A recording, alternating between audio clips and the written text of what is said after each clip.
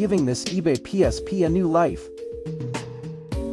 And here we're taking everything apart, getting the speakers out, motherboard, anything that can't get wet.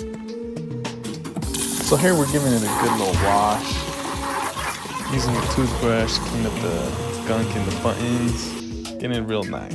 Now we're putting it back together. Somehow remember where all the bolts went.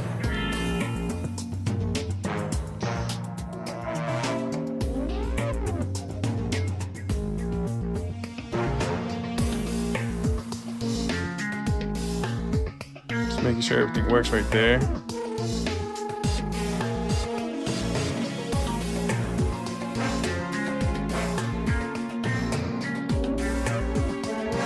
Pretty banged up, stickers dirty, nice and clean.